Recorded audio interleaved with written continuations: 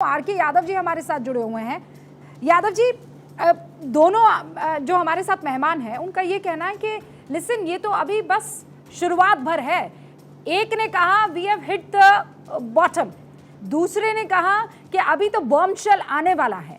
लेकिन मैं हिंदुस्तान ने अब तक का जो स्टैंड लिया है उसका आकलन करना चाहती हूँ, कैसा रहा? देखिए, ये चल रहा है, ये ज्यादा लंबा नहीं चलेगा।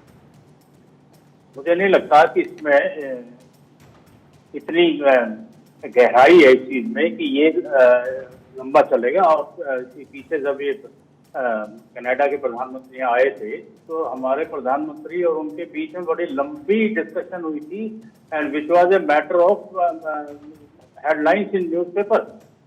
और वो अगर डिस्कशन हुई थी तो वो इसी सब्जेक्ट पे हुई, और उसके बाद भी अगर इस तरह की हरकत वहां पे हो रही है तो अब इसमें आप क्या समझते हो कि हम लोग चुप रहेंगे? हम चुप रह नहीं सकते। और ये जो कुछ भी हुआ है, कोई एलिगेशन ये लग रहे हैं, ये सब्सटेंशियल नहीं हो रहे हैं, इनके ऊपर कोई ऐसा प्रूफ अब तक नहीं आया है। और ये आगे भी हो सकते हैं और आगे बढ़ भी सकते हैं। तो लेकिन ये यहाँ की सरकार को, जो इन लोगों को इन्होंने छूट दे रखी है, जो हिंदुस्तान के खिलाफ ये जहर उगलते हैं कुछ लोग वहाँ पे, उनको रोकने का कदम उठाना चाहिए, जो कि ये नहीं कर रहे।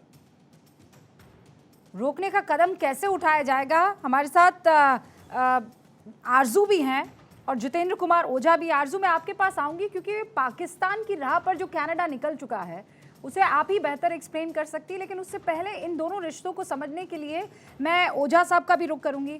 ओझा जी, आज जो देश का दर्शक समझने की कोशिश कर रहा है वो ये कि हिंदुस्तान के लिए ये मामला बहुत सेंसिटिव है।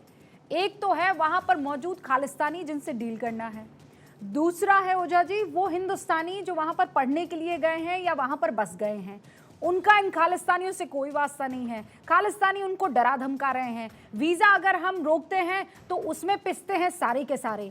कैसे डील किया जाएगा और कितना लंबा ये चलेगा? थोड़ा सा समझने की कोशिश कीजिएगा और मुझे थोड़ा अनइंटरप्टेड जो है अटेंशन दीजिएगा रुकिया जी। हकीकत क्या है कि terrorism is not an act of crime, it's an act of war. ये एक छद्म युद्ध होता है। कनाडा की टेरिटरी को दिया गया है ये covered war, irregular war Bharat के ऊपर करने के लिए। ये ऑल आउट वॉर है। जो लोग भारत छोड़ के जा चुके हैं, जो सो कॉल्ड खालिस्तानी हैं, उन लोगों के पास कोई अधिकार नहीं है कि भारत की किसी इंटरनल मैटर पे कोई भी बात करे। तो याद कीजिए ये कौन लोग हैं? ये लोग हैं जो टेररिज्म करते हैं, ये लोग हैं जो ऑर्गेनाइज क्राइम करते हैं, और इन लोगों के हरकतों से पूरे कनाडा को चोट पहुंचती है।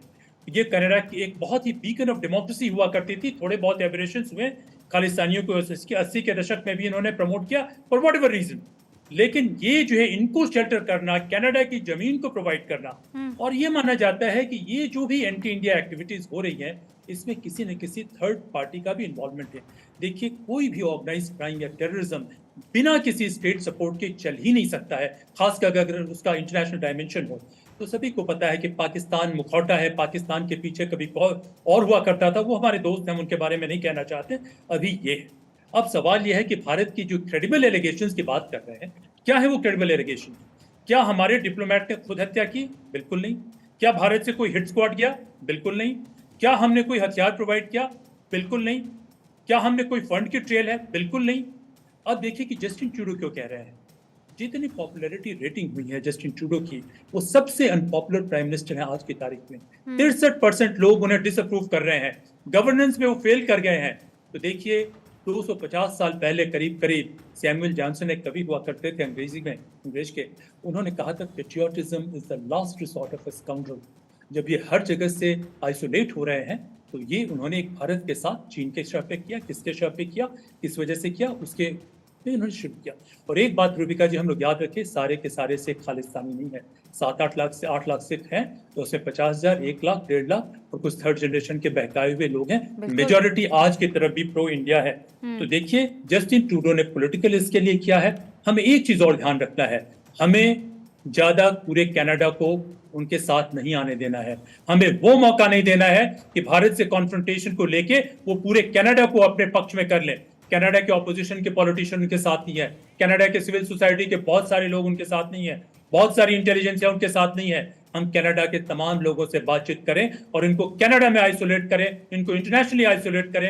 ये टेररिज्म को सपोर्ट कर रहे हैं, ये ऑर्गेनाइज्ड क्राइम को सपोर्ट कर रहे हैं, ये डेमोक्रेसी को डिसमेंटल कर रहे हैं कनाडा में, ये रूल ऑफ लॉ को डिस्ट्रॉय कर रहे हैं। और कोई बॉम्ब शेल वगैरह जो भी आएगा, सचदेवा साहब जैसे कह रहे हैं, उसको देखेंगे। और इंटरोगेशन पहले तो उन्हें अपने घर को साफ सुथरा करने की जरूरत है, तो इस वजह से हमें किसी इंटरोगेशन से बिल्कुल चिंता नहीं करनी है और उनको इंटरनेशनली और डोमेस्टिकली एक्सपोज करना है, क्योंकि इनका बने रहना कनाडा के लोगों के लिए बहुत नुकसानदेह है। एब्सोल्युटली। जितेंद्र जी, आपने जो ये बातें कही है उसमें एक बार फिर से रिएटरेट करना बहुत ज़रूरी है कि कनाडा में बहुत से क्या मेजॉरिटी, वो पन्नून ने सर मुझे याद है कुछ प्रण लेने के लिए लोगों को बुलाया था कि हम जो है अब खालिस्तान बनाने के लिए हिंदुस्तानियों को आगे आना चाहिए और हम अब खालिस्तान का नारा बुलंद करेंगे। वहाँ कहा गया था कि कुछ 2 लाख के आसपास लोग पहुँचेंगे, 2,500 भी नहीं पहुँच पाए थे। और बहुत से ऐसे हमने चैनल्स बकायदा यहाँ भारत 24 पर दिखाए हैं जो पंजाब में चलते हैं, जो कनाडा में चलते हैं लोकल। वो ये कह रहे हैं कि ये लोग कौन हैं, इनके ऊपर लगाम क्यों नहीं लगाई जा रही है, इनकी वजह से हमारी बदनामी हो रही है, सिखों की बदनामी हो रही है, क्योंकि पहनते तो ये भी पगड़ी है,